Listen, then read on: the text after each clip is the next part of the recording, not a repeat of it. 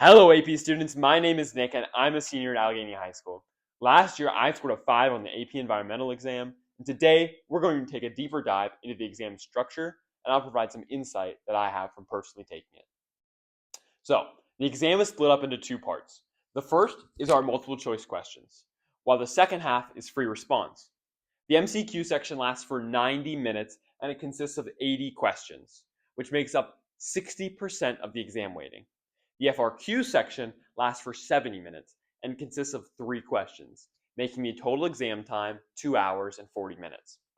The MCQ section appears intimidating at first because only having 90 minutes for 80 questions leaves only 1 minute and 7 seconds for each question. But really, it's not that bad. The multiple choice questions are generally very surface level and do not require much deep thought. There are several questions that refer to a stimulus. Now, let's cover what a stimulus is, just in case you're unfamiliar with it. According to the College Board, a stimulus is a passage, table, or graph that is paired with a question. In the MCQ section, there are several questions that refer to stimulus. In my experience, the best way to handle stimulus questions is to read and understand the stimulus completely before answering the questions, because generally there's more than one question that refers to the same stimulus. So, understanding it will help you answer that cluster of questions faster than having to reread the stimulus every time. This doesn't work for everyone though, so experiment with it. The main thing on multiple choice is to not panic over time. Just keep working through because there are a lot of questions which time can be made up. Now, the free response section only has 3 questions, but that is a little deceiving.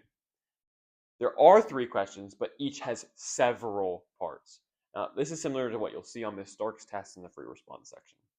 These questions do require more thought and planning. They also require a deeper understanding of course topics, which is where your hard studying will come in handy. Time for this section should not really be a concern. Reading the questions thoroughly and answering the questions completely is the most important part for this section. Now, remember, there's plenty of time for this test, so use it.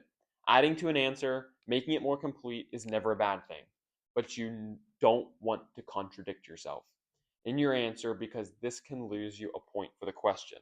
In the last video, I talked about how the units correspond to the exam and what weight of the exam they make up. This will show you what to focus on when studying. All right, that wraps up our AP Environmental Science exam overview.